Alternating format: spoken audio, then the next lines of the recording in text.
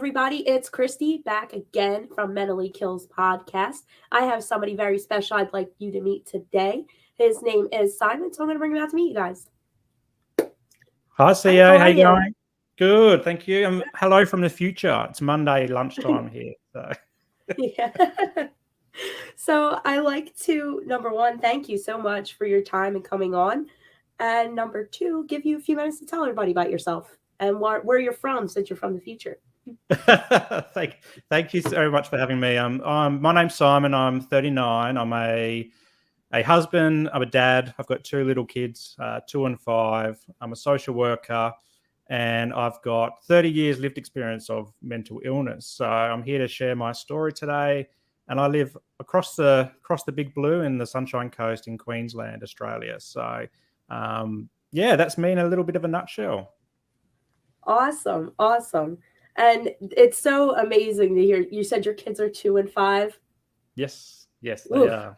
Woo, that's a rough period right there. So, kudos to you for that one right there, just to start.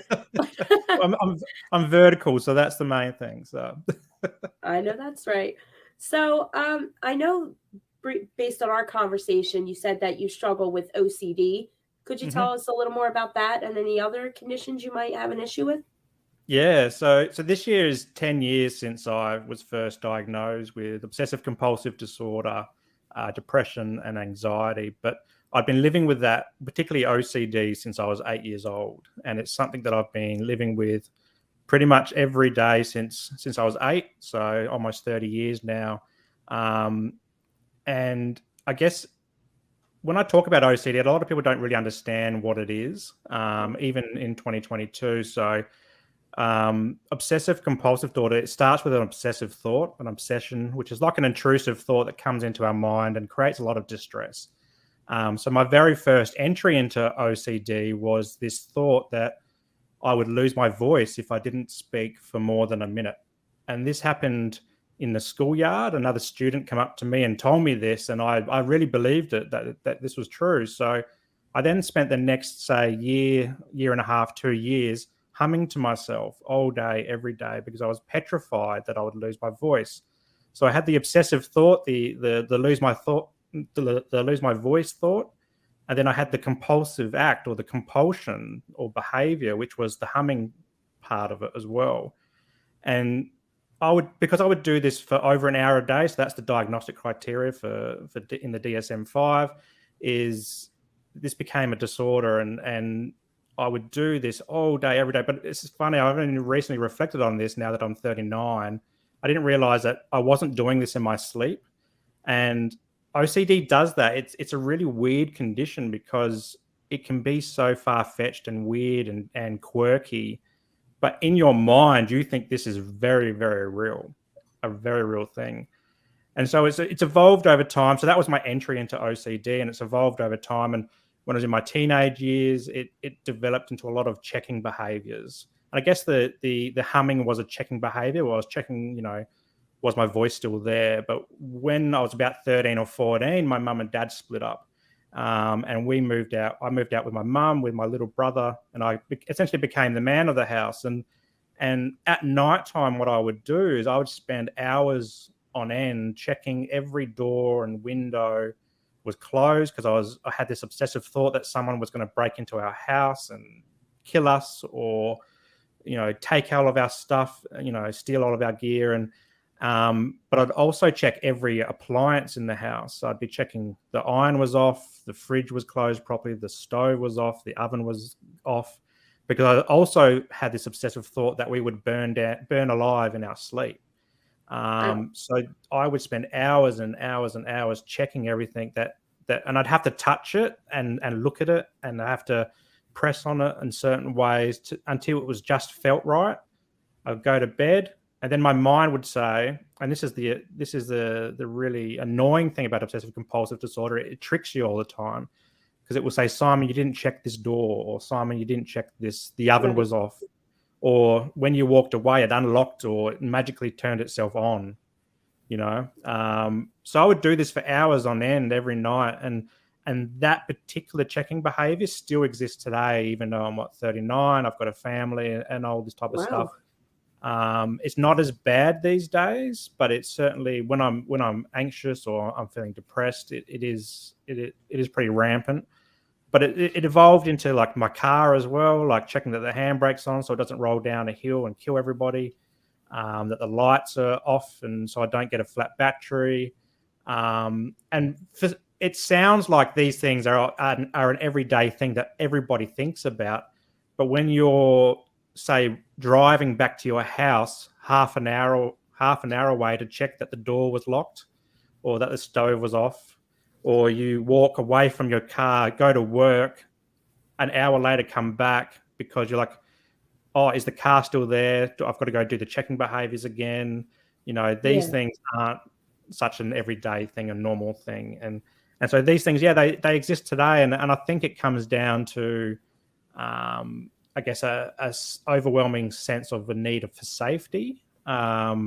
I have been talking to a therapist recently, and we're trying to pinpoint it. Maybe it was when we left home, and I became that man figure in the household, that I just felt like I needed to be safer for some reason.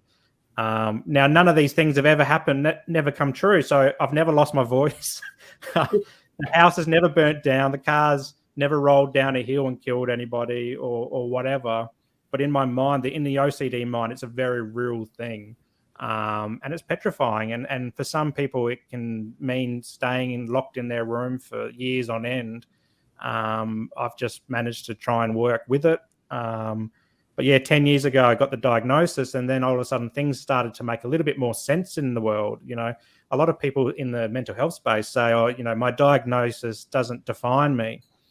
Where I tend to argue against that, because it helped me just realize who I was and how my brain worked, and recognize that there is ways to recover from things like OCD and depression and anxiety as well.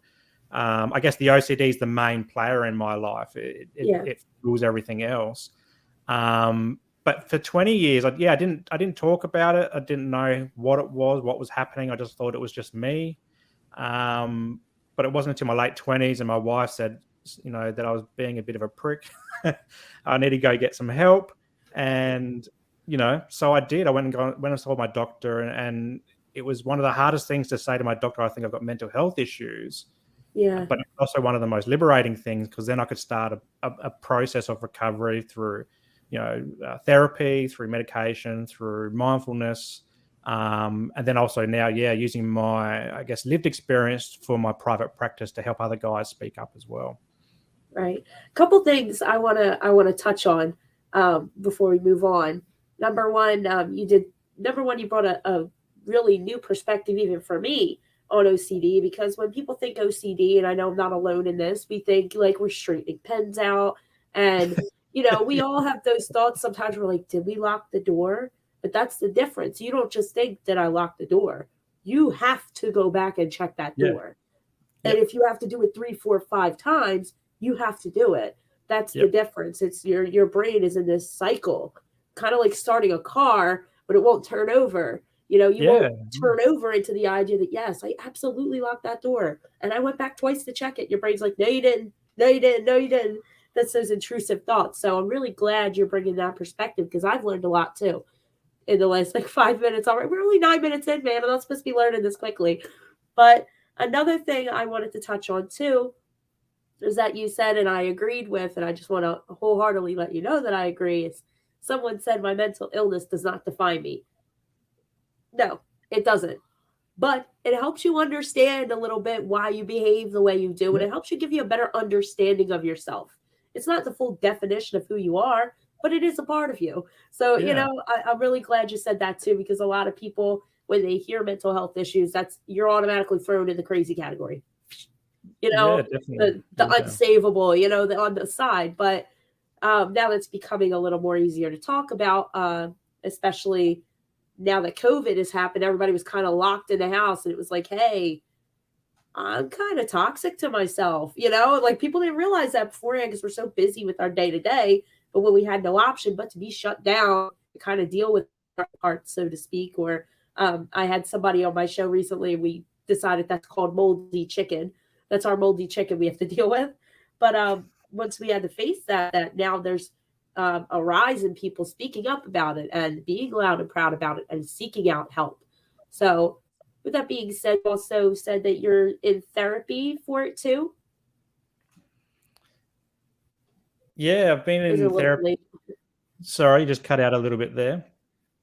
It's a little delayed. That's all.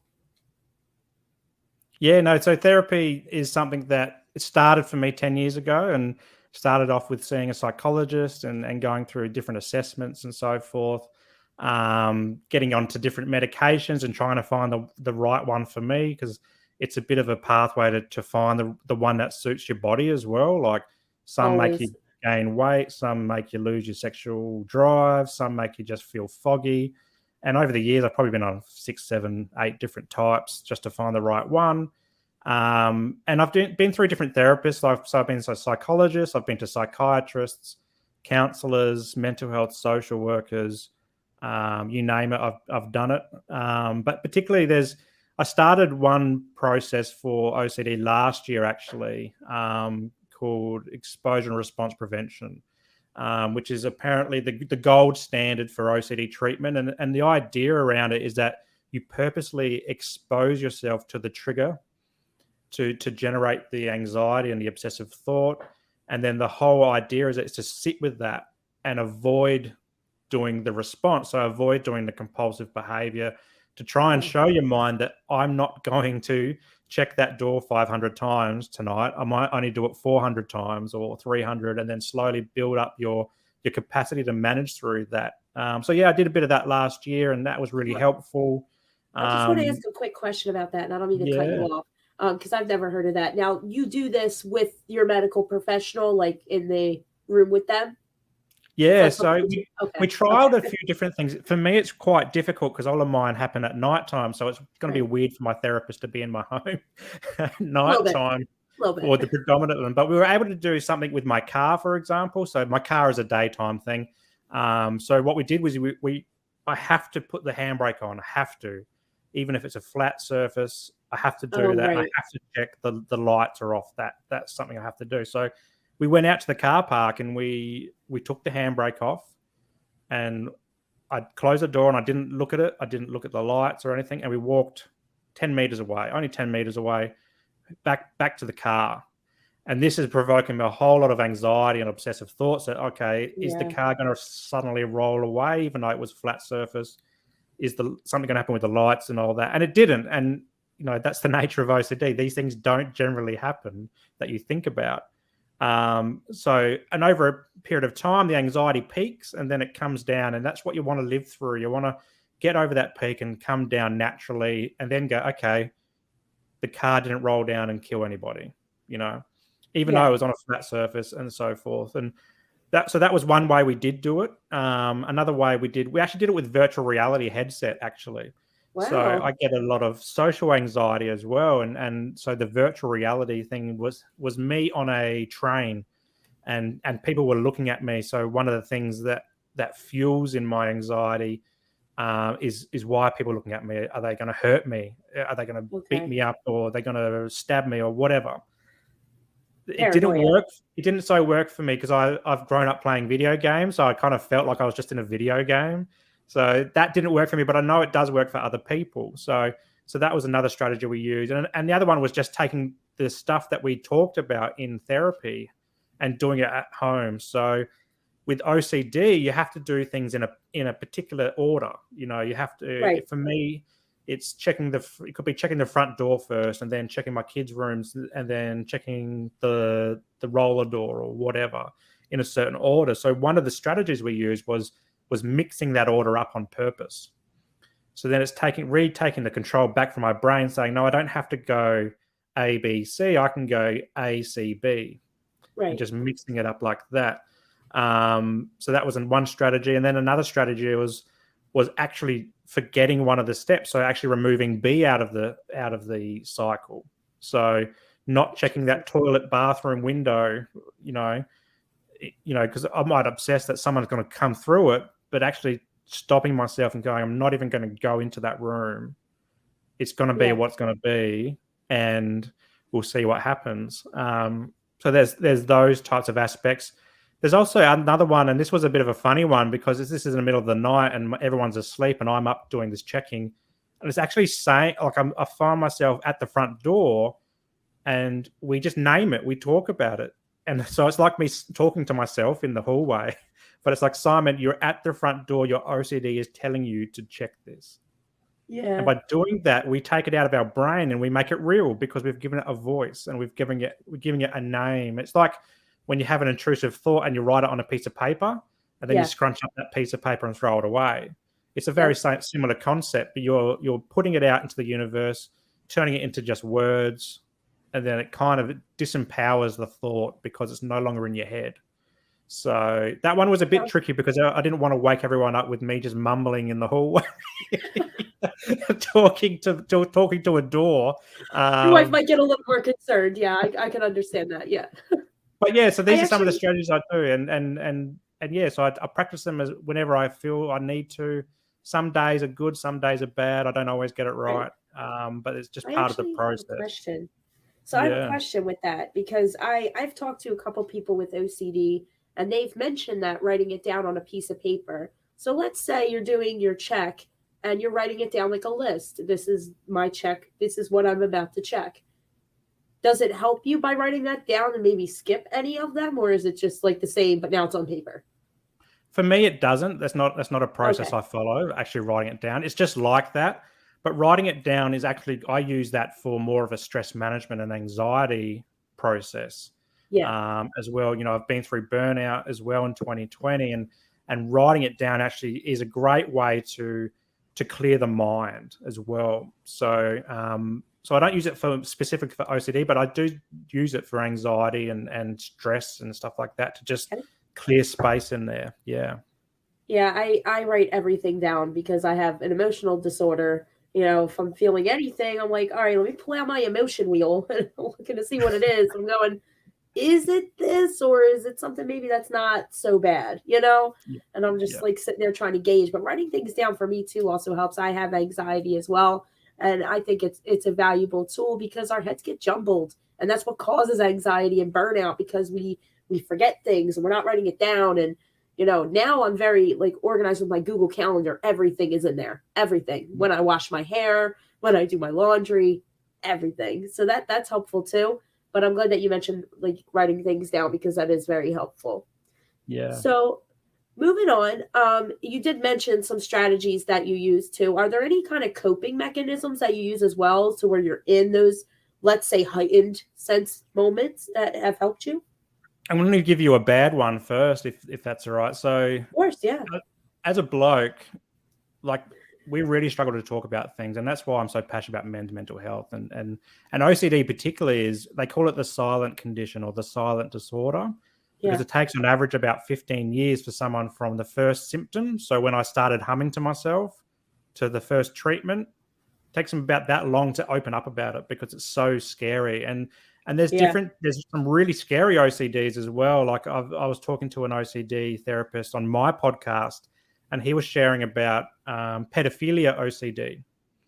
So it's this thought that you're a pedophile for whatever reason. You might look at someone, and this is a great one, is if you have kids and you want to take your kids to a public toilet, but you have this obsessive thought, and that's a normal thing that any parent would do, right? Particularly Yeah. young kids. I've got a 5 and 2-year-old, but you have Yeah. this obsessive thought that, do people think I'm a pedophile because I'm taking this child who is my child to a toilet?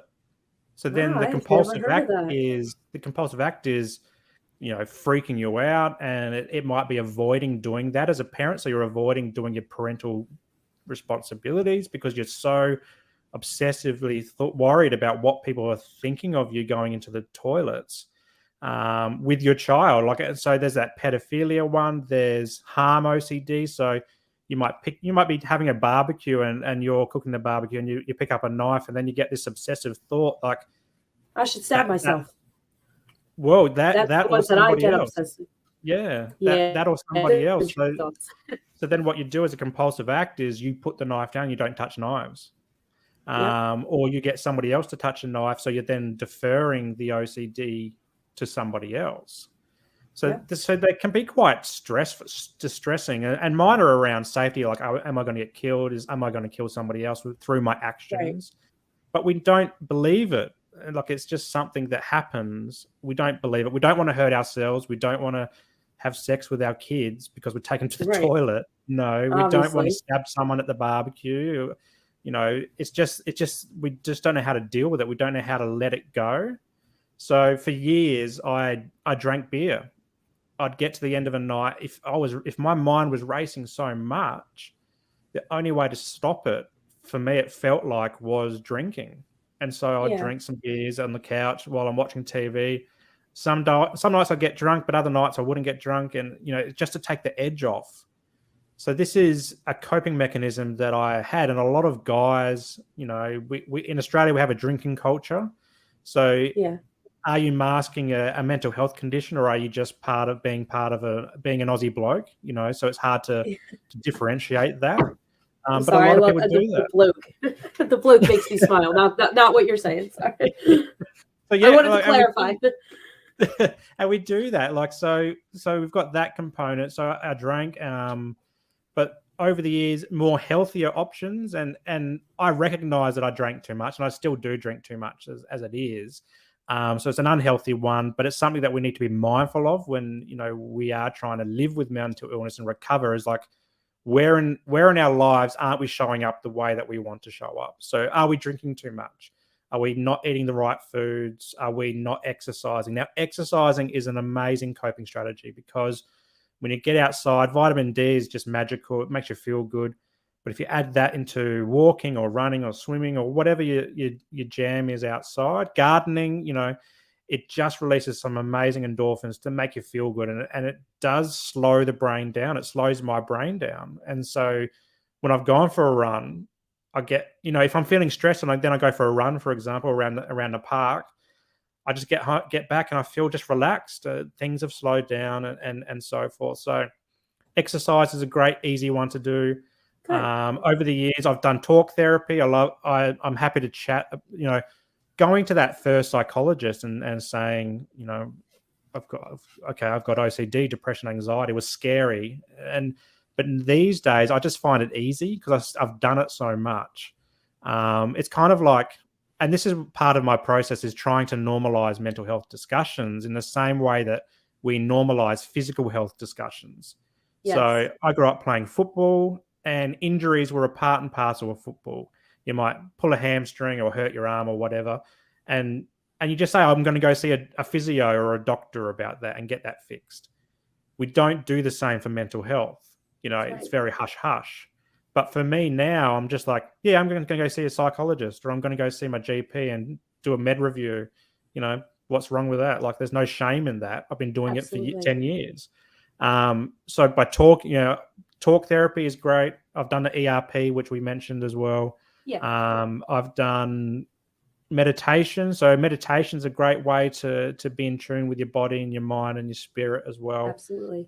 It sounds really hippie and wanky for a lot of people, but it does really help. And it does. And you don't have to be in this dark room with incense burning or candles or whatever, listening to Himalayan music. That's great if that works for you. It doesn't work for me. But so my platform is Mindful Men, and so the mindfulness comes from acceptance and commitment therapy, where we accept anxiety as it's coming into our bodies and stuff like that. We sit with it and we let it pass over that peak, and we work and build up our toolkit on how to manage those things. But for me, it's not just that kind of stuff as well. It's tuning into our values, being mindful of who we are as people in the world, and who we are in our relationships, who we are at work, who we are in our mental health and our total health well-being. And by becoming mindful like that, we can lead a more purposeful life, and one that's energetic, one that's full of recovery. It's one that follows our dreams and not just sits on autopilot like we've been doing for 20 years. Yeah. I'm sorry, I just wanted to ask, because I know you have the podcast too, along with the page that you have. What do you get into in your podcast? Is that something you also get into in your podcast? Just so people know about that too while I have it up. Yeah, I talk about all this stuff in my podcast. So the first few are around just my story, around what it's like to live with OCD or what it's like to live with depression. I'm a social worker as well, so I love talking to social workers or other people in the helping professions.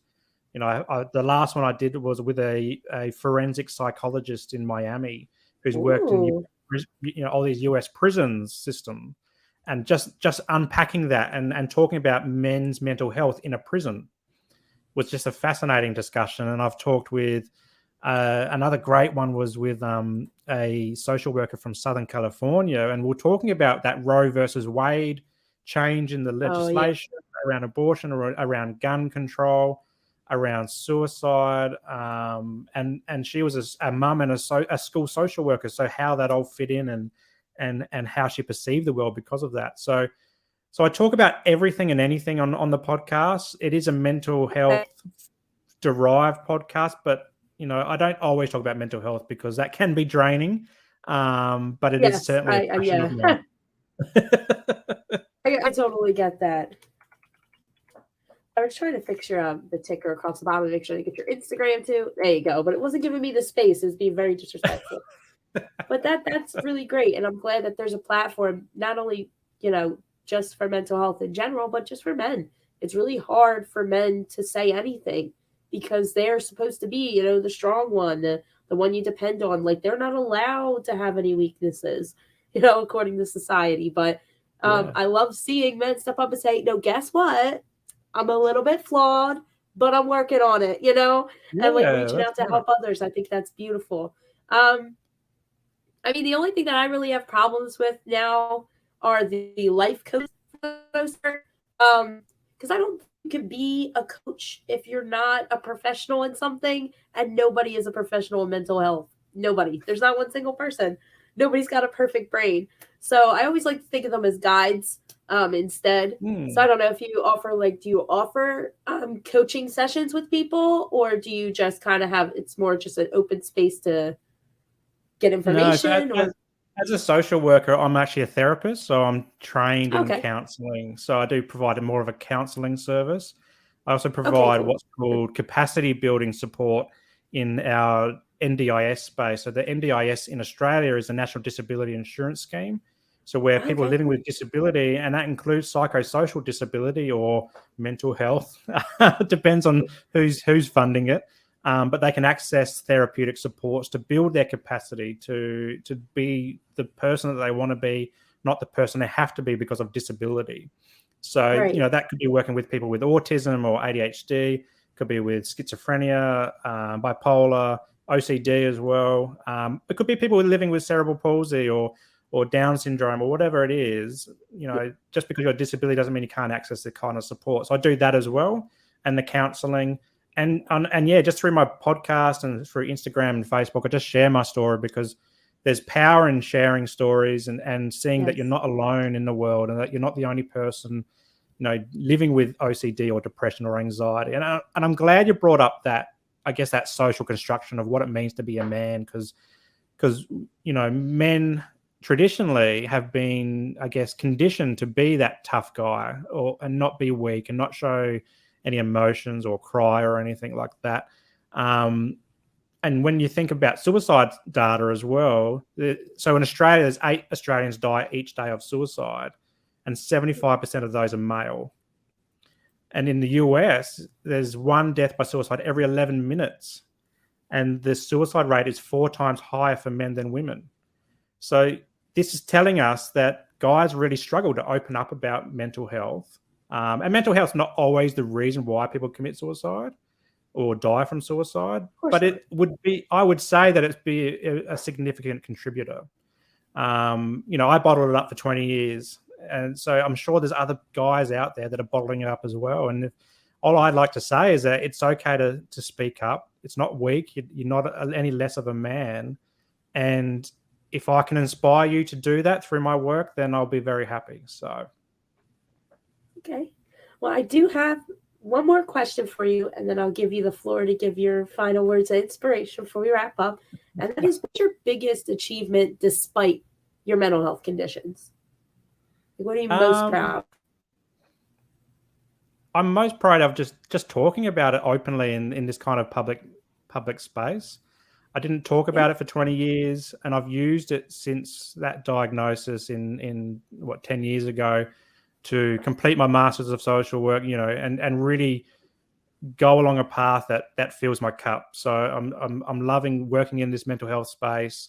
It's only a new private practice, so for 15 years I worked another career, but Gotcha. it just didn't fill my cup. So I've always wanted to be in this space. So now I'm doing it. So I'm just proud that I'm talking about it and helping other people, talk about it as well, and being on, podcasts and shows like yours, just to talk about it, because the more we can talk about it, the more we can normalize it, and then it just becomes a part of everyday conversation.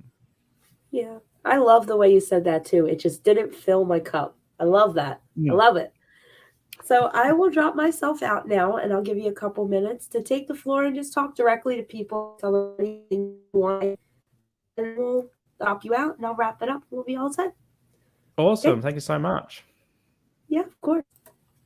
Cool. Well, thanks, guys, for letting me share my story. It's something that I'm really passionate about, and it lights me up when I get to talk about mental health, and particularly men's mental health. We have talked about some pretty full-on things, so if you are triggered, please reach out to your supports, whether or not that's your family or friends, or a professional in the mental health space. And just remember that it's okay to be not okay. It's not weak to speak. And you're not going to be any less of a man for speaking up, particularly if you are a guy struggling with mental illness. I've done it since I was 8. I've had the OCD, the depression, anxiety. I've experienced burnout, and I've spoken to so many other blokes out there that are doing the same. Just note that help is out there. It's just a phone call away, or an email away, or a text away. And there's hotlines that are free as well in most countries around the world, that if you can't afford mental health treatment, you can always get in touch with one of those hotlines. But yeah, thanks so much for having me on, CA, and I really enjoyed jumping on your show and having a chat about men's mental health. And it has been an absolute pleasure having you. Thank you again so much for coming on and sharing your expertise. I really appreciate it. Wonderful. Thanks so much. So I'm going to drop you out and give my final thoughts now. See ya. Bye. So, wow, what an episode. I learned a lot this time, and I'm sure you did too. Because, like I said, when it came to OCD, I always thought it was kind of the pens have to be lined up a certain way. Or, I also know that there are a lot of other mental health conditions that have those intrusive thoughts, but we get those intrusive thoughts and we're like, whoa, what is that? Whereas with OCD, it's like, no, I have to. This has to be done. Like, it has to. So it takes it to that next level to where you have a literal determination against your will to make things happen that you've already done, or to protect yourself in ways that you're already protected. So I hope this was beneficial for you guys. Thank you again for tuning in. This has been another interview with our lovely guest today, Simon. And for anybody who wants to reach out, you do have his information below, and it's also in the description. With that being said, I'm CA. Have a great day.